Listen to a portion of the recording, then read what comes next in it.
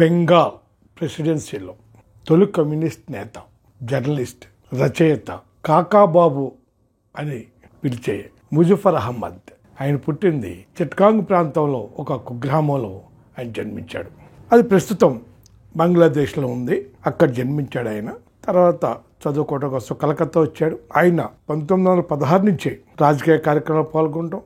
ఒక విధంగా చెప్పాలంటే 1920 ఆ ప్రాంతంలో అలా కమ్యూనిస్ట్ పార్టీ భావజాలను ప్రచారం చేసిన కలకత్తాలో మొదటి వ్యక్తిగా మనం ముజఫర్ అహ్మద్ అని చెప్పుకోవచ్చు. ముజఫర్ అహ్మద్ భారతదేశ కమ్యూనిస్ట్ పార్టీ వ్యవస్థాపకులో ఒక ముఖ్యుడు, ప్రధాన బాధ్యతను పోషించినాడు. ఆయన్ని 1924లో ఏదైతే కాన్పూర్ కుట్ర కేసు, అది బోల్షివిక్ కుట్ర కేసు అని అంటారు, ఆ కుట్ర కేసులో ఈయన కూడా ఒక ముఖ్యమైన ముద్దాయి. ఆ కుట్ర కేసులో ఈయనకి 4 సంవత్సరాలు జైలు శిక్ష పడింది. అనారోగ్య కారణంగా ఓ సంవత్సరం తర్వాత 1925లో రిలీజ్ చేయడం జరిగింది. అంతకుముందు ఆయన సోషలిస్ట్ భావాల్ని, కమ్యూనిస్ట్ భావాల్ని ప్రచారం చేయటానికి బెంగాల్లో సామ్యతంత్ర అని ఒక సంస్థ ఏర్పాటు చేశాడు ఆయన దానికే అధ్యక్షుడు ఆయన ఉన్నాడు దానికి. ఆ సంస్థ బెంగాల్ ప్రాంతంలో కలకటా కేంద్రంగా తీసుకున్న ఆయన ఈ కమ్యూనిస్ట్ సిద్ధాంతాన్ని, సామ్యవాద సిద్ధాంతాన్ని ప్రచారం చేశాడు ఆయన. తర్వాత 1925లో పోలీసులు కప్పడానికి, బ్రిటిష్ పాలకుల కళ్ళు కప్పడానికి స్వరాజ్య లేబర్ పార్టీ అని చెప్పేసి ఒక పార్టీని ఏర్పాటు చేసి దాని ద్వారా కమ్యూనిజాన్ని తర్వాత ప్రచారం చేయడం జరిగింది, ఆ కమ్యూనిస్ట్ సిద్ధాంతాన్ని.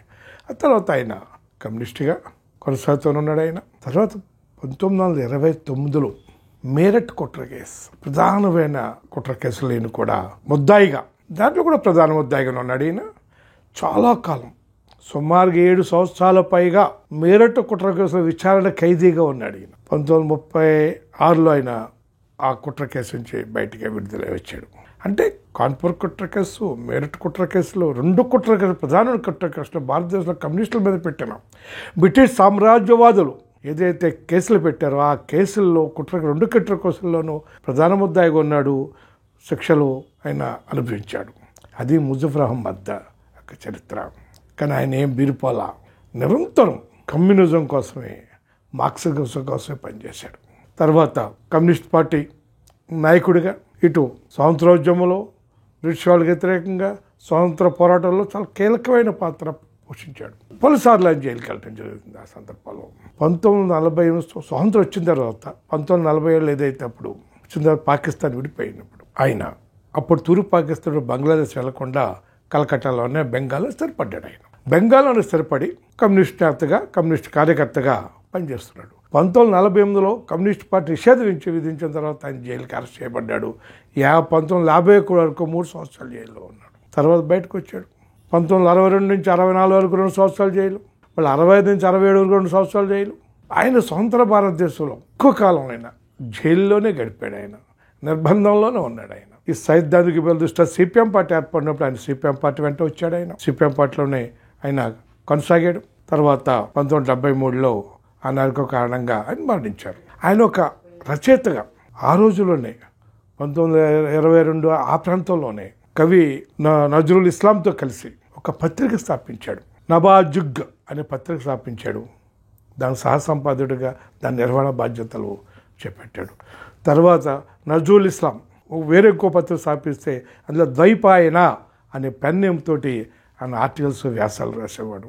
అట్లాగే ఆయన ఒక పత్రిక, ఎన్నో పుస్తకాలు కూడా రచించాడు. ఆయన ఘనశక్తిని కూడా, ఏదో సిపిఎం పత్రిక ఘనశక్తి బెంగాల్లో ఉందో దాన్ని కూడా స్థాపించింది ఎవరంటే ముజఫర్ అహ్మద్.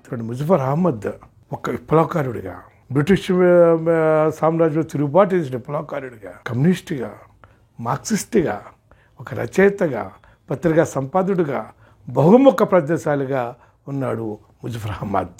ఆ ముజఫర్ అహ్మద్ బెంగాల్లో కమ్యూనిస్ట్ బీజాలు నాటడం కాదు, ఆ కమ్యూనిస్ట్ పార్టీ ఒక వృక్షంలాగా వెదిగి విస్తరించడానికి ప్రధాన పాత్ర పోషించింది ముజఫర్ అహ్మద్. అందుకే సిపిఎం పార్టీ పశ్చిమ బెంగాల్ రాష్ట్ర కార్యాలయానికి ముజఫర్ అహ్మద్ పేరు పెట్టడం జరిగింది. అంతేకాకుండా కలకత్తాలో ప్రముఖ స్ట్రీట్, రిప్పన్ స్ట్రీట్ అని ఉండేది, దానికి ముజఫర్ అహ్మద్ స్ట్రీట్ అని కూడా పేరు పెట్టడం జరిగింది. మొత్తం భారత కమ్యూనిస్ట్ ఉద్యమంలో కానీ, అట్లానే బెంగాల్ కమ్యూనిస్ట్ ఉద్యమంలో కానీ ముజఫర్ అహ్మద్ యొక్క పాత్ర కానీ, ఆయన యొక్క భాగస్వామి లేకుండా ఏది లేదంటే అతిశక్తి కాదు. అందుకే సిపిఎం 24వ అఖిల భారత మహాసభ సందర్భంగా ఇటువంటి అమరవీరులందరినీ తలుచుకుంటూ ఈ ముజఫర్ అహ్మద్కి భారతదేశ కమ్యూనిస్టు వ్యవస్థాపకుల ముఖ్యుడు, మార్క్సిస్ట్ పార్టీ ఏర్పాటులో ప్రముఖుడు అయిన ఈ ముజఫర్ అహ్మద్కు లాల్ సలాములు తెలియజేసుకుంటూ మీకందరికీ ధన్యవాదాలు.